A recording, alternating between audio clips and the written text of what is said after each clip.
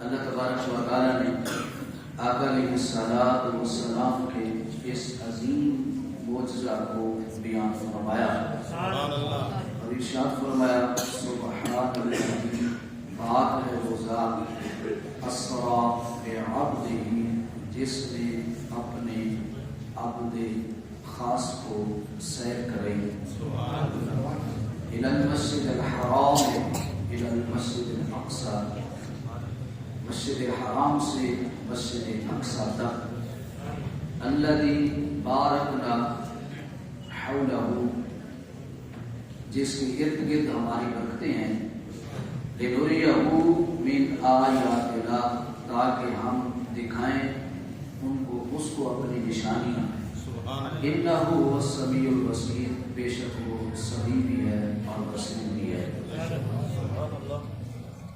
اس آیت بینہ میں اللہ تبارک و تعالیٰ نے آقا علیہ الصلوۃ والسلام کے عظیم معجزہ معراج کو بیان فرمایا۔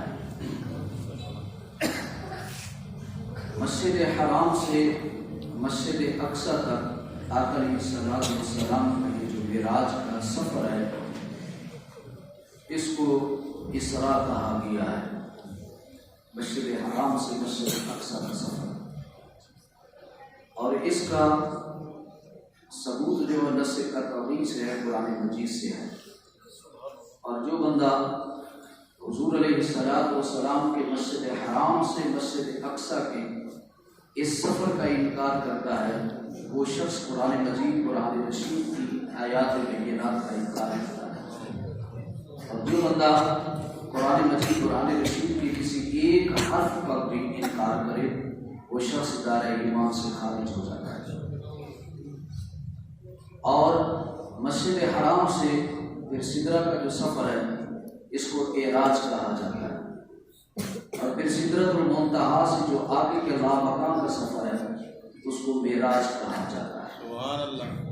تو اللہ تبارک و تعالیٰ نے اپنے محبوب کو، ہمارا اہل سنت کا یہ عقیدہ اور ایمان ہے کہ آقا علیہ الصلوۃ والسلام نے لامکان پہ جا کر اپنے سر کے آنکھوں سے اللہ تبارک و تعالیٰ کا دیدار کیا ہے۔ یہ ہمارا عقیدہ اور ایمان ہے، اور الحمدللہ ہمارا جو عقیدہ ہے وہ قرآن و سنت کی روشنی ہے۔ حضور علیہ الصلوۃ والسلام کو یہ جو معراج کا معجزہ اور تحفہ معراج جو حاصل ہوا، آقا علیہ الصلوۃ والسلام کو نبوت کے درمیانی سال میں معراج عطا ہوتی ہے۔ اب کہیں گے سبحان اللہ، سبحان اللہ، ماشاءاللہ، پھر کہیں گے سبحان اللہ، ایک مرتبہ پھر کہیں سبحان اللہ۔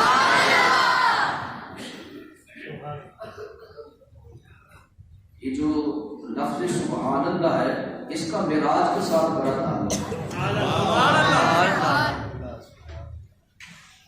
اس بات کو شروع کرنے سے پہلے معراج کو جو دو باتیں میں جو اینڈ پہ کرتی وہ پہلے ہی کر کہیں سبحان اللہ۔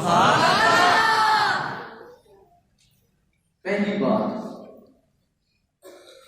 حضور جان رحمت صلی اللہ علیہ وسلم ارشاد فرماتے ہیں کہ جب میں معراج سے واپس آ رہا تھا تو پھر ساتویں آسمان سے حضور کی ملاقات جو ہے حضرت ابراہیم علیہ السلام سے۔ تو آقا علیہ الصلوۃ والسلام ارشاد فرماتے ہیں کہ حضرت ابراہیم علیہ السلام نے مجھے کہا کہ اے محمد صلی اللہ علیہ وسلم، اپنی امت کو میرا ایک پیغام دے دے۔ اپنی امت کو میرا پیغام۔ اب اندازہ کریں کہ پیغام دینے والا خلیل اللہ ہے، لانے والا حبیب اللہ ہے۔ آقا علیہ الصلوۃ والسلام فرماتے میں نے اپنے دادا حضرت ابراہیم علیہ السلام سے پوچھا کہ کون سا پیغام ہے جو میں اپنی امت کو دوں۔ تو حضرت ابراہیم علیہ السلام نے کہا کہ اے محمد صلی اللہ علیہ وسلم، اللہ تبارک و تعالیٰ کی جو جنت ہے وہ بہت وسیع ہے۔ اللہ نے قرآن میں کہا وَسَارِعُوا إِلَىٰ مَغْفِرَةٍ مِّن رَّبِّكُمْ وَجَنَّةٌ عَرْضُهَا السَّمَاوَاتُ وَالْأَرْضُ. سبحان اللہ. فرمایا اللہ کی جنت اتنی وسیع ہے کہ زمین و آسمان اس میں سما جائیں. سبحان اللہ. تو حضرت ابراہیم علیہ السلام نے کہا کہ اللہ کی جو جنت ہے وہ بہت وسیع ہے اور جنت جو ہے وہ بہت وسیع ہے اور اس میں جنت کی بہت سی جو جگہ ہے وہ ویران پڑی ہوئی ہے، بنجر پڑی ہوئی ہے، ویران پڑی ہوئی ہے. اور اپنی امت کو میرا یہ پیغام دینا کہ جو جگہ ویران پڑی ہوئی ہے اس جگہ میں درخت لگا لیا ہے. سبحان اللہ. یعنی اس جگہ کو خالی نہ چھوڑے، اس جگہ کو پر کر دے جو اللہ نے جنت میں خالی چھوڑی ہوئی ہے. سبحان اللہ. اس جگہ میں درخت لگائیں. واقع علیہ السلام والسلام نے کہا کہ اے ابراہیم علیہ السلام، جنت تو ساتوں آسمان کے اوپر ہے اور میرے اللہ کے بندے تو زمین پہ رہتے ہیں، تو وہ کیسے زمین پر بیٹھ کر وہ جنت میں درخت لگا سکتے ہیں؟ ہے جنت میں درخت لگانے کا ارادہ؟ سبحان اللہ.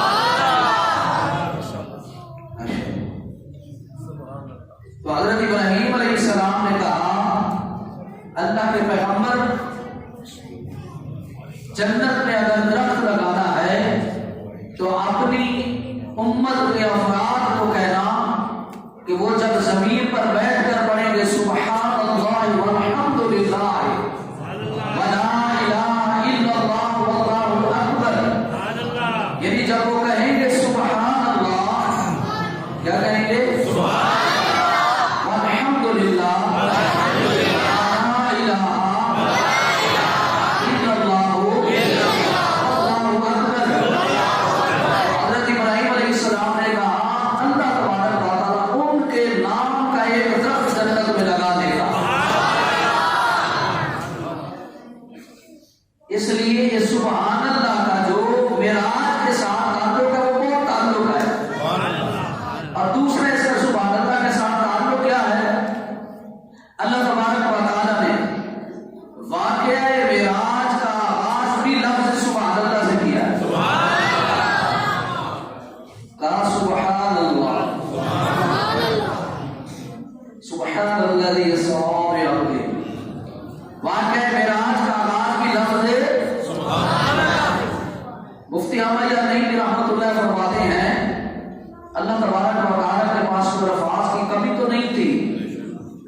پھر اللہ لفظ سبحان اللہ ہی کیوں لے آیا؟ اس پر بھی سبحان اللہ بنتی ہے. میں نے کہا نا کہ ایک دفعہ سبحان اللہ کہیں جنت میں درخت لگتا ہے، تو آج اتنی سبحان اللہ کہیں کہ کئی مربے آپ کو جنت میں خرید کے جائیں. نعرہ تکبیر، نعرہ رسالہ.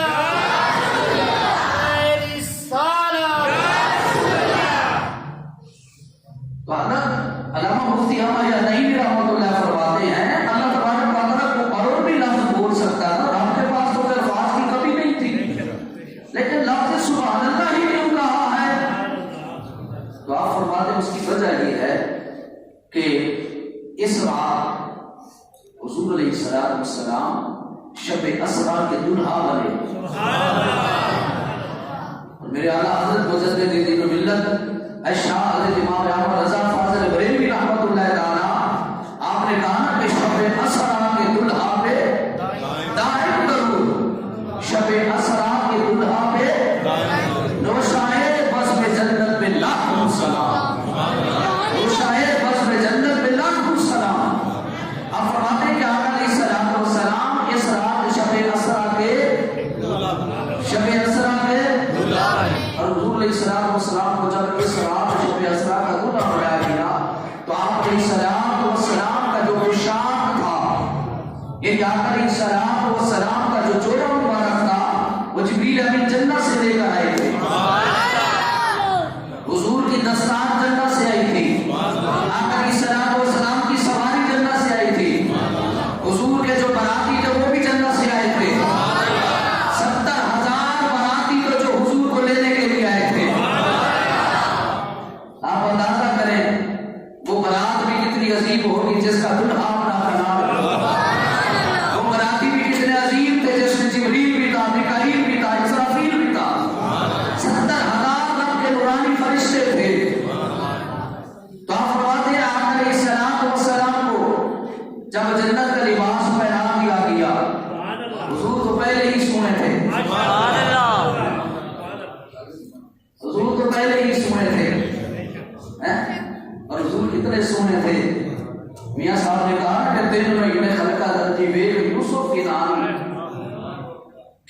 تین مہینے خندق اور رنجی ویک یوسف کی نانی تے جننے بیٹھا محمد عربی اور رج گئے دوئے جہانی. حضور کے حسن و جمال کا کمال یہ تھا کہ پیر میر علی شاہ بھی کہتے ہیں کہ اس صورت کو میں جانا جان آنا کہ جانے جہاں آنا سچ آنا تے رب کی میں شان آنا جس شان تو بڑیا سب شانا. کہا فرمانا ہے کہ وہ چند بدر شاہ شانی ہے وہ چند بدر شاہ شانی ہے متھے چمکتی لاکھ نورانی ہے کالی زلف تے اکھ مستانی ہے مخبور اکھیاں ہیں بد بریاں. میں آپ ہی بول رہے ہیں پیر میر علی شاہ آپ ہی بول رہے سبحان اللہ. یہ میرے نشان بھی بول پڑے سبحان اللہ. ما اجمل کا ما احسن کا ما اکمل کا کتھے بہتری کتھے تیری صلاح گستاخ آخی کتھے جان لگا. مفتی احمد یعنی رحمۃ اللہ فرماتے ہیں جب حضور کو جب جنت کا لباس پہنا دیا گیا حضور جب بان سوار کے جب حضور جب بیٹھے نا سواری پر آپ اندازہ کریں جب دنیا کا بھی جب کوئی بندہ دلہا بنتا ہے تو جو بندہ بھی دیکھتا ہے وہ کہتا ہے ماشاءاللہ نے نور بڑا چڑھا. جب دلہا بن کے بندہ آتا ہے جو بھی دیکھتا ہے جب باپ دیکھتا ہے نا اپنے بیٹے کو تو کیا کہتا ہے کیا کہتا ہے پھر بولے جب باپ دیکھتا ہے نا بیٹے کو بیٹا دلہا بنا ہوا ہے باپ کی زبان سے نکلتا ہے سبحان اللہ آج میرا بیٹا کتنا خوبصورت لگ رہا ہے. جب ماں دیکھتی ہے تو ماں کہتی ہے سبحان اللہ. بھائی دیکھتا ہے بھائی کہتا ہے سبحان اللہ. بہنیں دیکھتی ہیں چچا دیکھتا ہے ماموں دیکھتا ہے تایا دیکھتا ہے خالہ دیکھتی ہے پھوپھیاں دیکھتی ہے یار دوست سچا میری جو بھی دیکھتا ہے وہ کہتا ہے اس کی زبان سے نکلتا ہے سبحان اللہ. اور مفتی صاحب فرماتے ہیں یار عام بندہ دلہا بنے تو اس کو دیکھ کے ہر بندہ سبحان اللہ کہتا ہے. اچھا میرا مصطفیٰ جب دلہا بنا ہوگا حضور پہ کتنے سونے لگے ہوں گے حضور پہ کتنے خوبصورت لگے ہوں گے. تو آپ فرماتے ہیں میرے نبی کے دل میں بھی خیال آیا ہوگا حضور کے دل میں خیال آیا ہوگا مولا آج اگر میری ماں ہوتی مجھے دیکھتی تو کہتی سبحان اللہ. مولا میرا باپ ہوتا تو وہ سبحان اللہ کہتا. آج ابو بکر عمر ہوتے عثمان و علی ہوتے بلال ہوتا میرے صحابہ ہوتے جب مجھے دیکھتے تو کہتے سبحان اللہ. مفتی صاحب فرماتے ہیں بس حضور کے دل کے اندر یہ خیال آیا تو غیب سے آواز آئی اے میرے مصطفیٰ میرے محبوب پریشان ہونے کی ضرورت نہیں ہے. اے میرا محبوب شب اسرا کا دلہا تو بن کے آ جا. سبحان اللہ کی صدا میں خود خدا لگاؤں ایسی لگاؤں گا کہ جب بھی تیرے معراج کی بات ہوگی اور بندے کی زبان سے پہلے نکلے گا سبحان اللہ حضور علیہ السلام کو یہ جو معراج کا تحفہ ہوا عطا ہوا حضور کو جب معراج ہوئی حضور کی نبوت کا درمیانی سال تھا. حضور کی نبوت کا کیسے آقا علیہ السلام کی جو ٹوٹل عمر مبارک ہے 63 سال اور کچھ مہینے.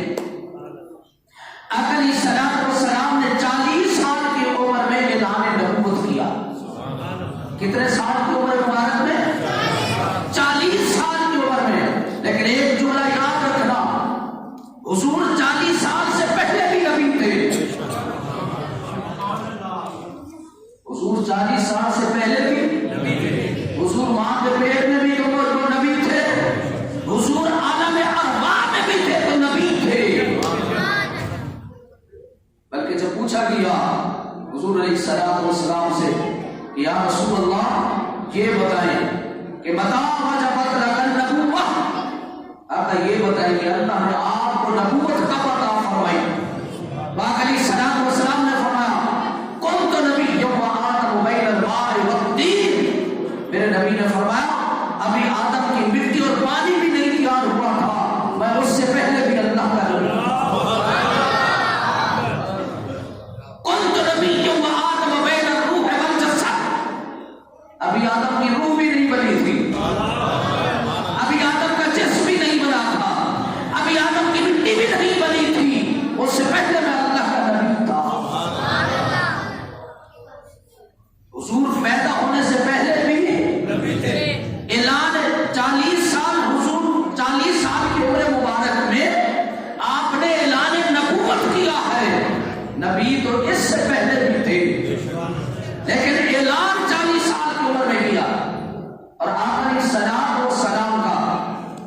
بیسات نبوی کا جو زمانہ ہے وہ 23 سال بنتا ہے، 23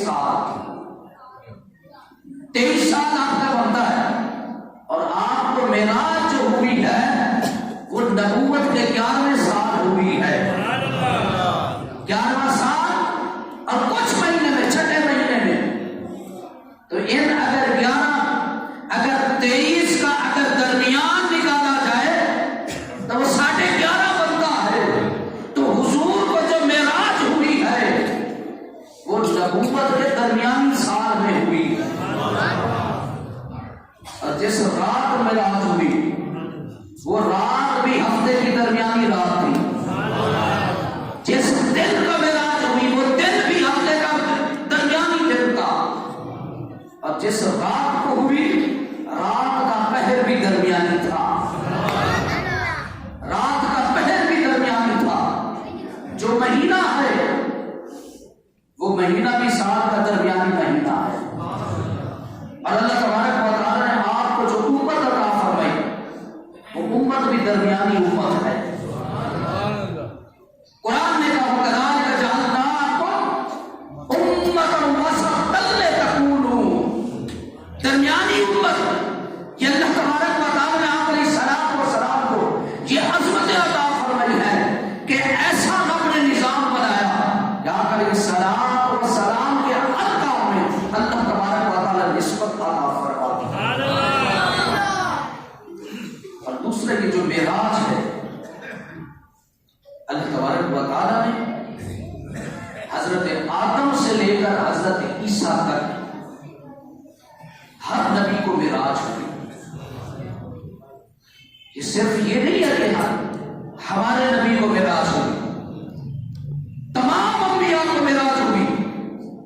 حضرت آدم علیہ السلام کی معراج ہوئی جب آپ کی توبہ قبول ہوئی، اس وقت معراج ہوئی۔ حضرت نوح علیہ السلام کو معراج ہوئی جب آپ کی کشتی جودی پہاڑ میں جا کے لگی۔ حضرت ابراہیم علیہ السلام کو معراج ہوئی جب آپ کو چیخائے نمرود میں ڈالا گیا۔ حضرت اسماعیل علیہ السلام کو معراج ہوئی جب آپ کے باپ نے آپ کی گردن کو اوپر چھپی چلے۔ حضرت یونس علیہ السلام کو معراج ہوئی مچھلی کے پیٹ کے اندر۔ حضرت یعقوب علیہ السلام کو معراج ہوئی اذهبوا بقميصي هذا فألقوه على وجه أبي يأت بصيرا۔ جب حضرت یوسف علیہ السلام کا کتا مبارک حضرت یعقوب علیہ السلام نے اپنے آنکھوں سے لگایا تو اس وقت حضرت یعقوب کو معراج ہوئی۔ حضرت یوسف علیہ السلام کو معراج ہوئی جب بھائیوں نے آپ کو کنویں میں ڈالا، اس وقت جاتے ہوئے معراج ہوئی۔ حضرت زکریا علیہ السلام کو معراج ہوئی جب آپ کی گردن پہ آنا چلایا گیا۔ حضرت موسیٰ علیہ السلام کو معراج ہوئی کوہ طور پر۔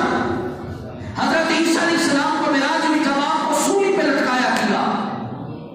آدم سے لے کر عیسیٰ تک ہر نبی کو معراج فرش پہ ہوئی، لیکن ہمارے آقا کو معراج عرش سے ہوئی۔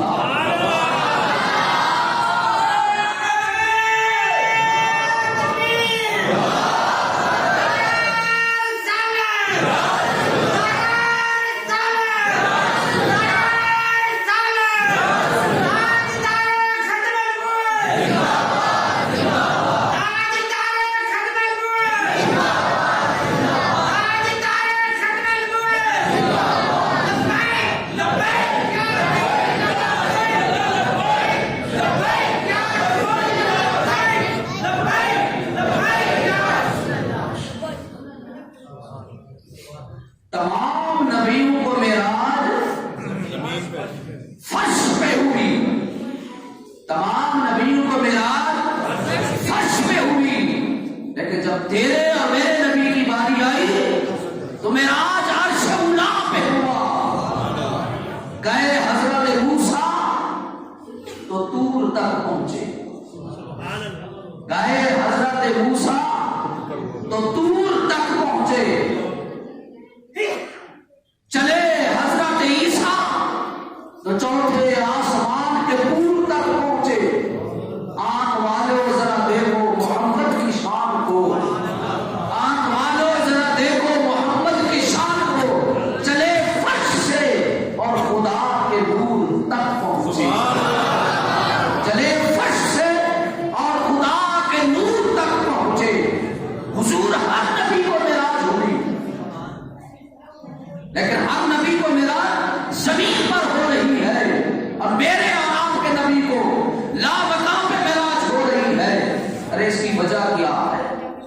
بڑی وجوہات ہیں، علماء و مفسرین و محدثین نے بیان کی ہیں، ان میں سے میں ایک دو عرض کر کے اپنی بات کو اختتام کی طرف لے کے جاتا ہوں۔ حضرت آدم علیہ السلام سے لے کر حضرت عیسیٰ علیہ السلام تک ہر نبی نے اپنی قوم کو تبلیغ کی، اور ہر نبی کی تبلیغ کا ایک ہی نقطہ تھا۔ ہر نبی کی تبلیغ کا پہلا نقطہ ایک ہی تھا، اور نقطہ کون سا تھا؟ قل هو اللہ۔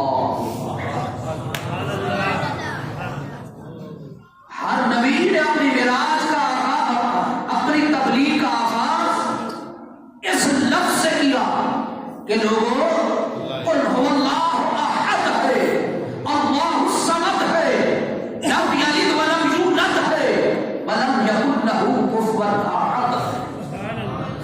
ہر نبی کی تبلیغ کا آغاز اللہ کی توحید سے ہوا۔ ہر نبی نے اعلان کیا لوگوں خدا ایک ہے، خدا وہ وحدہ لا شریک ہے، اس کی ذات میں اس کی صفات میں کوئی بھی شریک نہیں ہے۔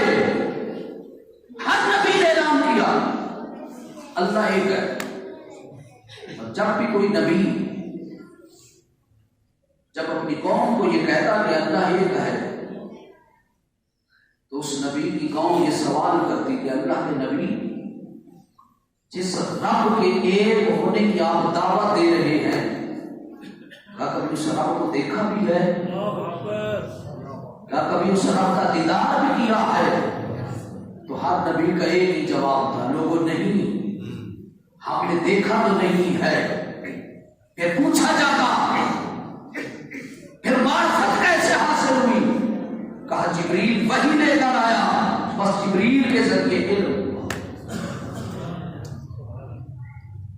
آدم سے لے کر عیسیٰ تک ہر نبی کی امت کا ایک ہی سوال تھا، ہر نبی کی امت، اور ہر نبی کا جواب یہی تھا کہ لوگوں خدا ایک ہے، لیکن ہم نے اپنی آنکھوں سے دیکھا نہیں ہے۔ تو رب یہ چاہتا تھا کوئی ایسا ہو کہ وہ لوگوں کو جا کر بتائے لوگوں جس نبی کے بارے جس رب کے بارے میں سارے نبی کہتے رہے لوگوں رب ایک ہے لیکن دیکھا نہیں ہے۔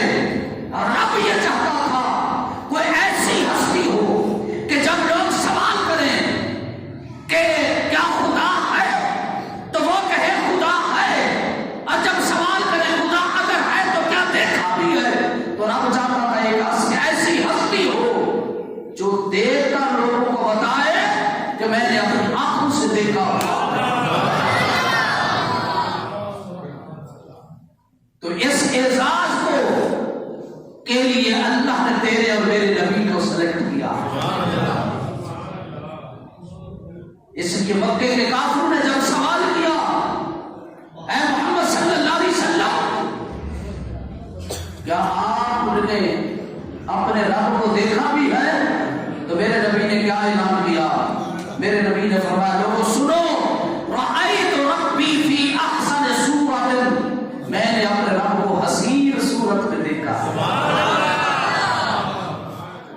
ہر نبی نے جبریل کے سے زبان سے کہا کہ رب ہے، لیکن میرے مصطفیٰ نے اپنے سر کی آنکھوں سے رب کو دیکھ کر آ کر اعلان کیا کہ لوگوں میں اعلان کرتا ہوں میں نے اپنے رب کو اپنی آنکھوں سے دیکھا ہے۔ معراج کرانے کی ایک حکمت یہ تھی، اور دوسرا جس سال آقا علیہ الصلوۃ والسلام کو معراج ہوا نبوت کے 11ویں سال، اور جو نبوت کا 10واں سال ہے، اس سال میں میرے نبی کو 2 دکھ ملے۔ پہلا جو دکھ تھا آقا علیہ الصلوۃ والسلام کی رفیقہ حیات ام المؤمنین سیدہ حضرت خدیجہ الکبریٰ رضی اللہ عنہا ان کا وصال ہوتا ہے۔ ساتھ ہی حضور کے غم کو ساتھ چچا حضرت ابو طالب کا ان کا وصال ہوتا ہے، حضور غمگین ہو گئے۔ اس کے ساتھ ساتھ حضور کو جو تیسرا دکھ پہنچتا ہے جو اس بھی برکت تھا، میرے نبی کریم صلی اللہ علیہ وسلم جب طائف کے لوگوں کو تبلیغ کرنے کے لیے گئے، آپ جانتے ہیں طائف کے لوگوں نے حضور کے ساتھ کیا سلوک کیا تھا؟ احد کے میدان ہے، احد کے میدان میں نبی کریم صلی اللہ علیہ وسلم کے جب آگے والے دو دندان مبارک کے ٹکڑے ٹوٹے، آقا علیہ الصلوۃ والسلام کا چہرہ مبارک لمعان ہو گیا۔ ام المؤمنین حضرت عائشہ صدیقہ رضی اللہ عنہا فرماتی، میں نے پوچھا یا رسول اللہ صلی اللہ علیہ وسلم، کیا احد کے دل سے بھی آپ کا کوئی مشکل دل گزرا؟ تو ام المؤمنین فرماتے آقا علیہ الصلوۃ والسلام نے فرمایا، عائشہ طائف کا جو دل تھا وہ احد کے دل سے بھی تیرے نبی کے لیے زیادہ تکلیف دے دل تھا، کہ طائف کے ظالم لوگوں نے تیرے جسم کے نبی پر پتھر مارے تھے، حضور کا جسم اقدس لہو ہو گیا تھا۔ جبریل امین آیا، عرض کی یا رسول اللہ صلی اللہ علیہ وسلم، آقا اجازت دے میں پہاڑوں کے فرشتوں کو کہوں کہ پہاڑ اٹھا کر طائف کے لوگوں کے اوپر رکھ دے، اگر اجازت دے تو زمین کے فرشتے کو حکم دوں، زمین کا فرشتہ زمین کو الٹا دے، ان کو یہ سزا دی جائے۔ اگر آپ اجازت دیتے ہیں ہوا کے فرشتے کو کہتا ہوں ان کو تیروں کی طرح اٹھا اٹھا کے ان کو دھاری میں کہیں بکھیر دے، لیکن میرے نبی نے کیا کہا؟ حضور جان رحمت صلی اللہ علیہ وسلم نے فرمایا، جبریل تو نہیں جانتا کہ اللہ نے مجھے رحمت للعالمین نبی بنا کر بھیجا۔ میرے نبی کریم صلی اللہ علیہ وسلم نے فرمایا، جبریل تو ان کو دیکھ رہا ہے، میں ان کی آنے والی نسلوں کو دیکھ رہا ہوں، اگر یہ میرا کلمہ نہیں پڑھتے تو کوئی بات نہیں ہے، ان کی نسلیں آئیں گی جو میرا کلمہ پڑھے گی۔ تو حضور علیہ السلام جب طائف سے واپس آئے تو آقا علیہ السلام دل برداشت کرتے، حضور غمگین تھے، حضور کو دکھ تھی، آقا علیہ السلام کو تکلیف تھی۔ حضور جان محمد صلی اللہ علیہ وسلم آئے اور اپنی چچی ذات بہن حضرت مولا علی رضی اللہ تعالیٰ عنہ کی بہن حضرت ام ہانی رضی اللہ عنہا، جن کا گھر بیت اللہ کے قریب تھا، حضور اپنی چچا ذات بہن کے گھر چلے گئے۔ رات کے وقت آقا علیہ السلام حضور وہاں پر آرام کر رہے تھے، تو حضرت ام ہانی رضی اللہ تعالیٰ عنہا کو پتہ تھا کہ مکے کے جو کافر ہیں حضور کے دشمن ہیں، اور آج میرے گھر میں جناب محمد رسول اللہ صلی اللہ علیہ وسلم آرام فرما رہے ہیں، کہیں یہ کو تکلیف نہ دے۔ تو حضرت ام ہانی یہ ننگی تلوار لے کر اپنے دروازے پر کھڑی ہو گئی حضور کی حفاظت کے لیے، اور اسی رات کو اللہ نے حضور کو دیدار کرایا۔ حضرت ام ہانی تلوار لے کر کھڑی ہو گئی تو اللہ تبارک و تعالی نے فرشتے کو حکم دیا کہ پوری کائنات کے لوگوں کو پر نیند طاری کر دے، پوری کائنات کے لوگوں کو سنا دے۔ پوچھا مولا وجہ کیا ہے؟ فرمایا آج اپنے محبوب کو عرش پہ بلا رہا۔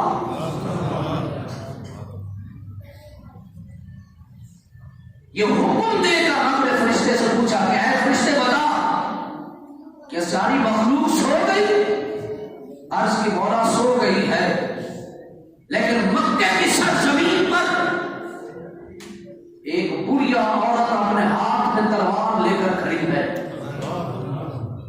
اس پر نیند کا کلمہ نہیں آیا، وہ ننگی تلوار لے کر کھڑی ہے۔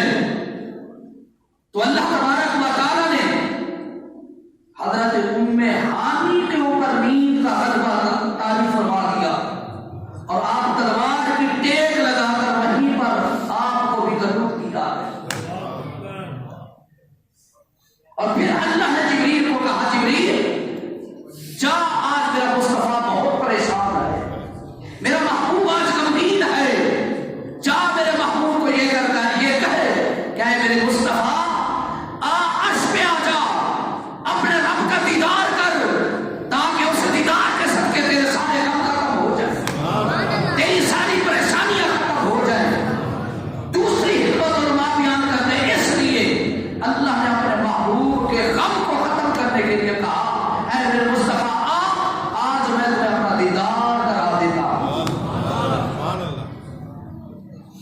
تیسری حکمت، ایک مرتبہ علیہ السلام اپنے گھر پہ آرام فرما رہے تھے، رات کا وقت تھا۔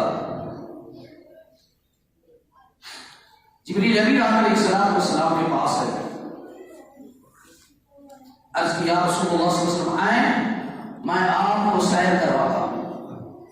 جبریل امین علیہ السلام حضور علیہ السلام کو لے کر نکلے تو آپ علیہ السلام فرماتے میں نے جب مکے کی وادی میں نکلا تو میں نے دیکھا سامنے بہت بڑا کالا پہاڑ تھا، توجہ میری طرف کیجیے گا،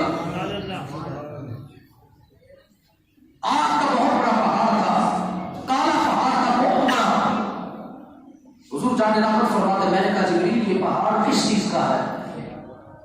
آپ علیہ السلام فرماتے ہیں جبریل امین کہنے لگے یا رسول اللہ صلی اللہ علیہ وسلم یہ آپ کی امت کے گناہوں کا پہاڑ ہے،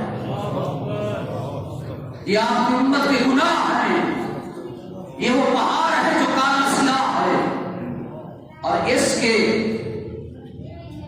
کی تطبیق ہم یوں بھی کر سکتے ہیں کہ علیہ السلام نے فرمایا کہ حجر اسود جب آیا تھا تو یہ شیشے کی طرح چمکتا تھا۔ اللہ کے مفسرین نے لکھا ہے جہاں تک یہ اتنا چمکتا تھا، یہ اتنا روشن تھا، جہاں تک حجر اسود کی روشنی گئی وہاں پہ اللہ نے حدود حرم بنا دی ہے۔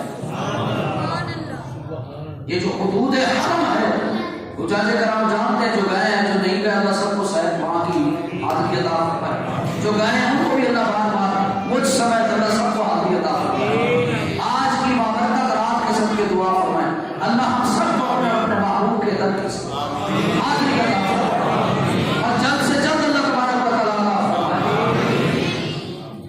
حجاج کرام جانتے ہیں حدود حرم کہاں سے شروع ہوتی ہے؟ جب ہم جلدی سے سفر کرتے ہیں، بس میں بیٹھتے ہیں تو راستے میں جہاں پہ آپ کا پاسپورٹ چیک کیا جاتا ہے تقریباً 25 کلومیٹر ہے یہ بیت اللہ سے تقریباً 25 کلومیٹر کا فاصلہ بنتا ہے، یعنی آپ اندازہ کریں یہ حجر اسود اتنا چمکتا تھا کہ اس کی روشنی 25 کلومیٹر تک چلی گئی۔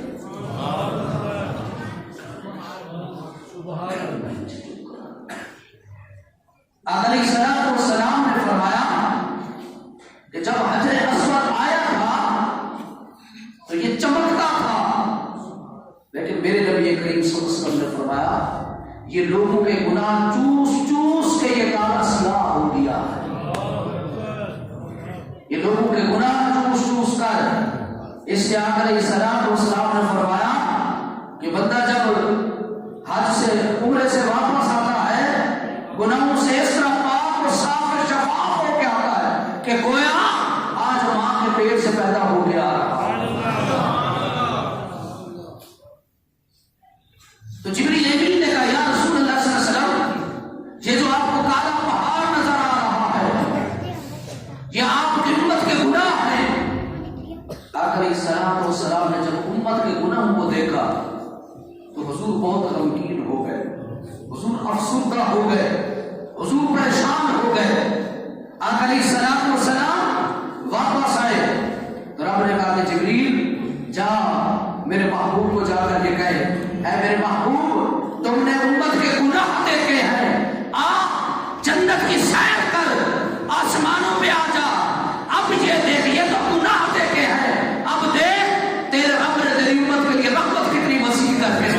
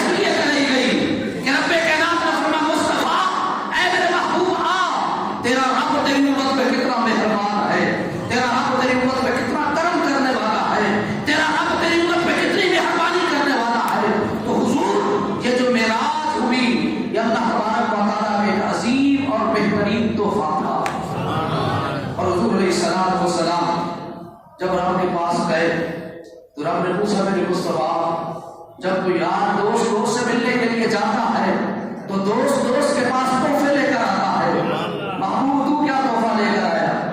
تو عرض کی مولا تو خود کائنات کا مالک ہے، مولا تمہیں کس چیز کی کمی ہے؟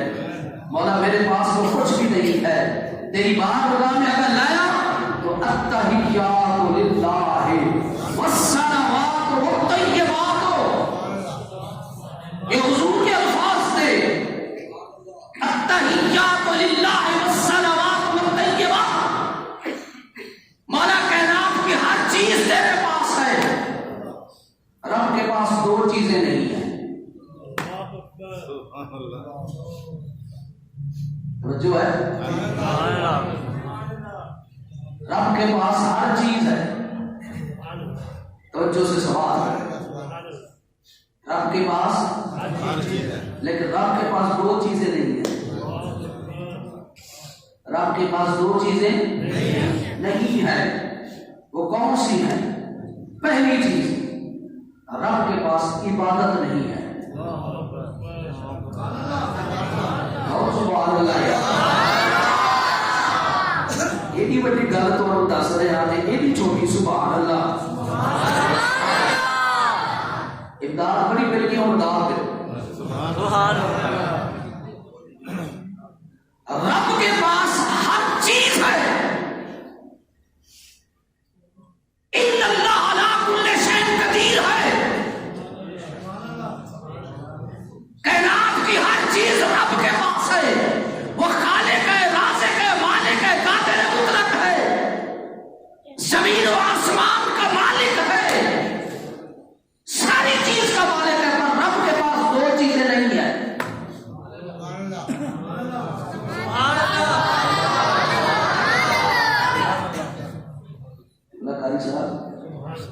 دو چیزیں رب کے پاس نہیں ہیں، رب نماز نہیں پڑھتا، رب روزے نہیں رکھتا، رب حج نہیں کرتا، رب زکات نہیں دیتا، رب تسبیح نہیں پڑھتا، رب چلے نہیں کرتا، رب صدقہ خیرات نہیں دیتا، پہلی چیز جو رب کے پاس نہیں وہ عبادت نہیں ہے، رب عبادت سے پاک ہے، اور دوسری چیز جو رب کے پاس نہیں ہے، رب کے پاس ظلم نہیں ہے،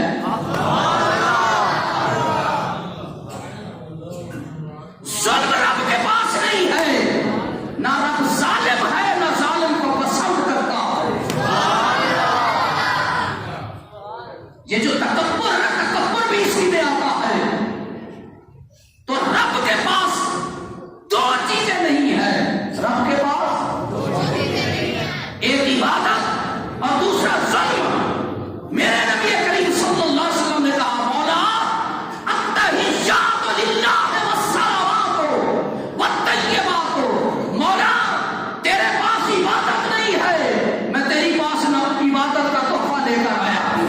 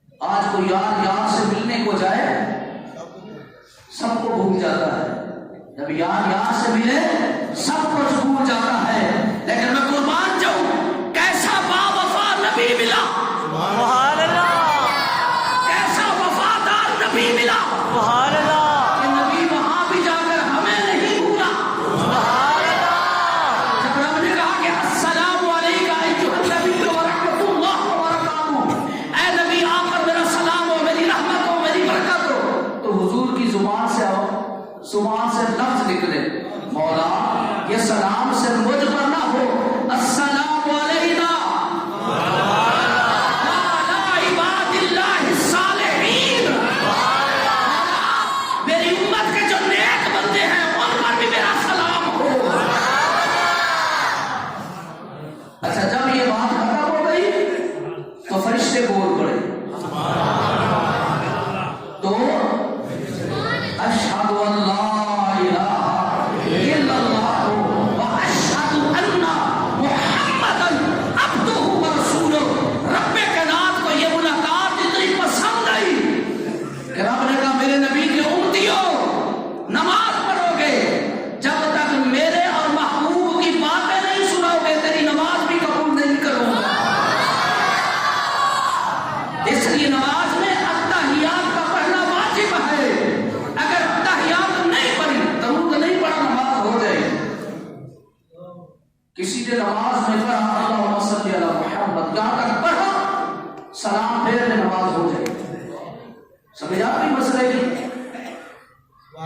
بندے کا وضو ٹوٹ رہا ہے، بندے کو جلدی ہے، کہیں جا رہا ہے، کوئی مسئلہ ہے، وضو ٹوٹ رہا ہے، اللہم صلی علی محمد پڑھ کے سلام پھیر دے، اس کی نماز ہو گئی ہے۔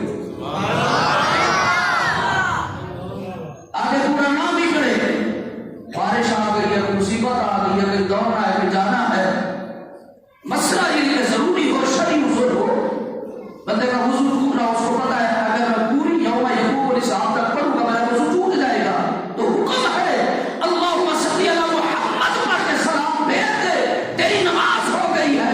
لیکن اگر تحیات نہیں پڑھے گا رب نماز بھی قبول نہیں کرتا۔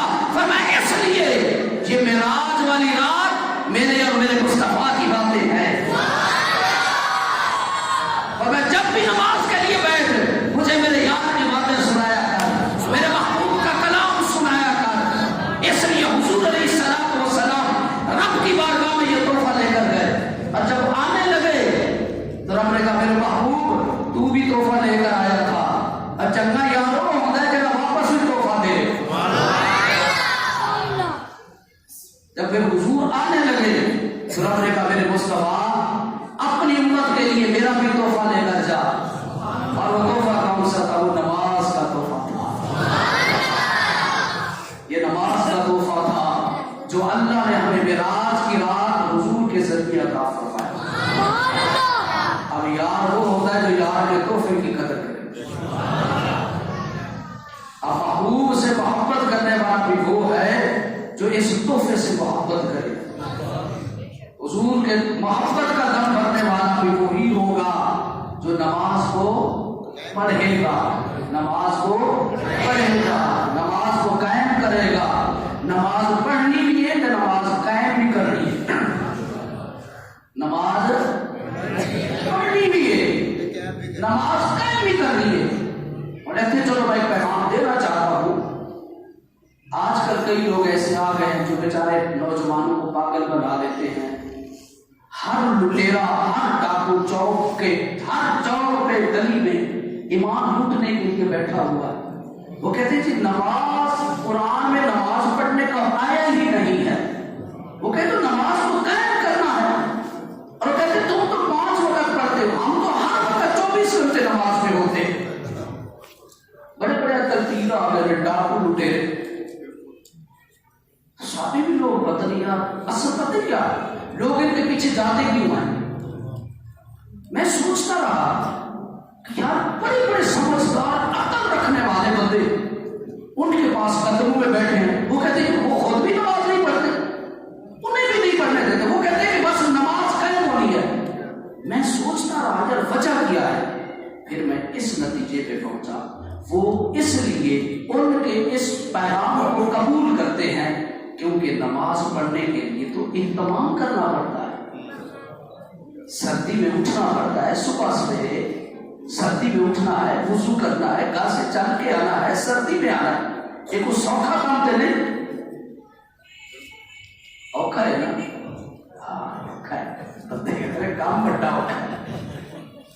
سارے نا پنڈ ایک دفعہ جلسہ ہو رہا سی تو مولوی صاحب نے اعلان کیا، جس سرکاری صاحب نے کیا یار ہوں آ جاؤ، ہوں تسی آ جاؤ، تسی آ جاؤ یار، ہوں تے قاری صاحب کا خطاب شروع ہونا ہے اڑتے آ گئے اچھا مولوی صاحب نے اتنے سارے پنڈ اعلان کیا انہیں کہ یار جڑا اوکھا کام سی وہ ہو گیا ہے قسم خدا میں بھی کہہ رہا بدل کہ اوکھا کام ہے نا میرے کئی یاد ہے انہوں نے کہا کہ اوکھا کام ہے اس وقت تو ادھر پائے جاتے ہیں کیونکہ ساڈے کو آن کے مولوی کو بیٹھیں گے تو مولوی نے کہا 5 وقت کی نماز پڑھ انہیں کہا سگریٹ بھی پیتی جا ہوکے بھی پیتی جا جیڑا آتا ہے وہ بھی رگڑی جا وہ بھی رگڑی جا بس تو میرے ہاتھ تے پیر دبائی جا میرے پیروں میں ٹک جا یار کتنا ظلم کی بات ہے کہ یار اس پیر کے قدموں میں گر رہا ہے تو اس پیر کے اس بابے میں قدموں میں گر رہا ہے یہ کون سا دین ہے کہ رب کو چھوڑ کر تو بندے کے قدم میں گر رہا ہے رب کو تو سجدہ نہیں کرتا اس ظالم کو تو سجدہ کر رہا ہے اس کے تو بم میں پڑ رہا ہے جو ظالم اپنے لیے بھی جہنم خرید رہا ہے تیرے لیے بھی جہنم خرید رہا ہے قرآن میں رب نے کہا فصلی لربک وانحر اپنے رب کے لیے نماز پڑھ کتنے ظالم ہے وہ کہتے ہیں نماز میں قرآن کا پڑھنے کا نماز میں ہے ہی نہیں قرآن کی آیت کا انکار کر رہا ہے اور جو بندہ قرآن کے ایک لفظ کا انکار کرے وہ دائرہ ایمان سے خارج ہے اور ایسا بندہ اگر شادی شدہ ہے اس کی بیوی اس کو پر حرام ہے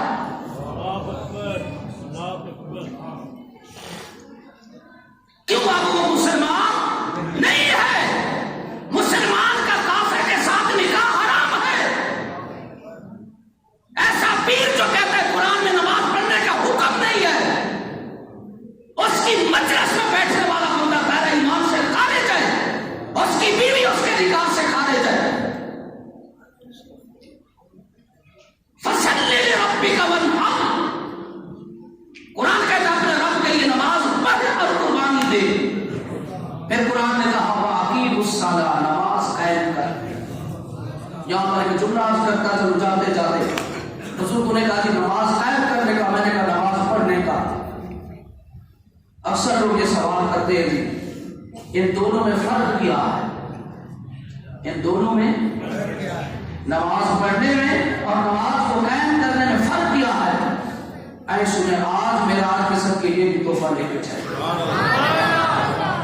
پڑھنے اور قائم کرنے میں فرق کیا ہے حضور والا نماز پڑھی مسجد میں جاتی ہے نماز پڑھی بولے بولے نماز پڑھی یہ تکبیر تحریمہ یہ قیام یہ ثنا یہ قرات یہ رکوع یہ قومہ یہ سجدہ یہ جلسہ یہ تشہد یہ سلام یہ نماز کا پڑھنا ہے اور پڑھی کدھر جاتی ہے اور جو قائم ہوتی ہے یہ نماز مسجد سے پہلے قائم ہوتی ہے قائم کدھر ہوتی ہے نماز مسجد سے پہلے قائم ہوتی ہے آپ کہیں گے کیسے قرآن نے اعلان کیا کیسے بات ہے قرآن نے کہا ان الصلاۃ تنہا عن الفحشاء والمنکر نماز بے حیائی اور برے کاموں سے روکتی ہے نماز جھوٹ سے روکتی ہے نماز تو سوال کام بھی جھوٹ رہا چل جائے کام بھی جھوٹ رہا نماز جھوٹ سے روکتی ہے نماز بے حیائی سے روکتی ہے نماز رشوت سے روکتی ہے نماز سود سے روکتی ہے نماز چوری سے روکتی ہے نماز ڈاکے سے روکتی ہے نماز ماں باپ کی بے ادبی سے روکتی ہے نماز بڑے کے بے ادبی سے روکتی ہے نماز بے حیائی سے روکتی ہے نماز کہتی ہے بڑے کا ادب کر نماز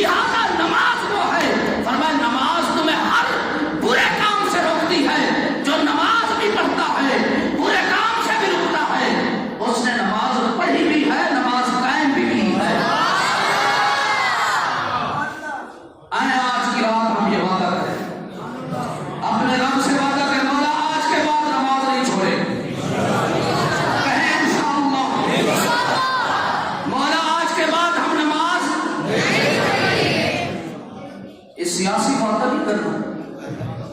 بندے کہتے ہیں جی ہوں کی کریے جی انہوں بھی دینا ہے ووٹ کی کریے جی ہوں تمہیں پتا تو ہے پھر کہتے ہیں تمہیں پھر پتا تو ہے جی پھر مجبوریاں نے ساری ہاں ادھر پلیٹ کھاتی بیٹھے نا یہ کر کے بیٹھے ہیں یہ سیاسی وعدہ نہیں کرنا تے نیت بھی پکی کرنی ہے. نیت تبلیغی جماعت والی نہیں کرنی. تبلیغی جماعت والی جو تبلیغی جماعت والے نا تبلیغی جماعت والے اچھا کام ہے. اللہ سب کو توفیق عطا فرمائے. اچھا فیل ہے اپنے گھر کو چھوڑ کے جانا, بیوی بچوں کو چھوڑ کے جانا, دین کی تبلیغ کے لیے نکلنا. ہر بندے کا کام نہیں. سال پر تو گھر میں 5-10 منٹ نماز واسطے نہیں نکلتے, پیچھے کاروبار میں اسٹارٹ ہوتا ہے. لوگ 6 مہینے واسطے چلے جاتے ہیں, 4 مہینے واسطے, 40 دن واسطے. اچھا کام ہے دین کی تبلیغ کرنا. لیکن جو میں بات کر رہا ہوں یہ ہے کہ وہ جب تبلیغ کرتے ہیں نا تبلیغ کرتے ہیں تو تبلیغ کے بعد جنہوں نے ان کے مجلس میں بیٹھے ہیں جب وہ ان کا امیر تبلیغ کرتا ہے, تبلیغ کرنے کے بعد وہ کہتے ہیں جی اب نام لکھوائیں 3 دن کے لیے, 40 دن کے لیے, 4 مہینے کے لیے کہ ہم تبلیغ پہ نکلے. کچھ بندے کہتے ہیں نہیں جی وہ سارے بولو تو وقت نہیں ہوتا. پتہ کی کہتے ہیں, کہتے ہیں چلو نیت کر لو جس طرح اسی نیت کی ہے. وہ کہتے ہیں نیت کر لو تو ہم نیت کا ثواب ملے گا. وہ بندے پھر نام لکھوا لیتے ہیں. ایک بندہ تبلیغ پہ چلا گیا, واپس آیا, واپس آ کے نا گھر نہ اپنی بڈھی کو مقتدا پیا سی. بڈھی نو ایک بندہ نہیں کہ انہیں یار کی گل ہے کہ وہ مارے تو بیچارے کی کہڑی غلطی ہے. کہتا میں انہوں کہتا داڑھی رکھ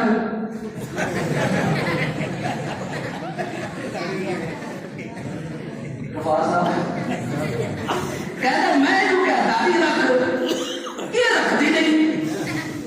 وہ دیکھا تو چارہ پاپ ہے اور اگر تو داڑھی رکھتی نہیں. کہتا میں نے بھی پتہ نہیں آتی. کہتا نیت میں کام رہا میرا سواب ہے.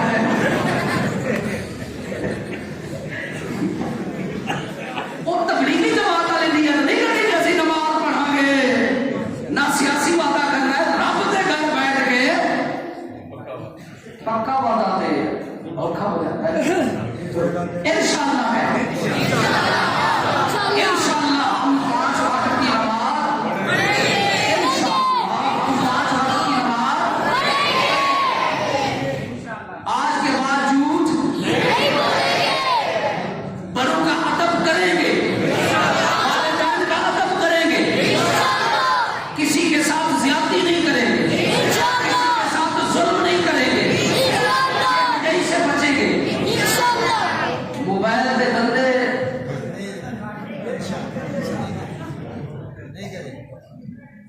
بڑا ہوتا یہ تباہ کر دیتا ہے سارے بچے نا برباد کر دیتا ہے.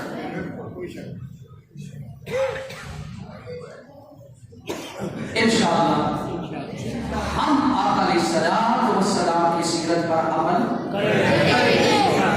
انشاءاللہ انشاءاللہ انشاءاللہ. اللہ تبارک و تعالی آپ کی اس بات کو اپنی بارگاہ میں شرف قبولیت عطا فرمائے. اللہ ہم سب کی حاضر کو اپنی بارگاہ میں قبول منظور فرمائے. آمین بجاہ النبی النبی. جی 2 مصرع سلام دے پڑھو دے.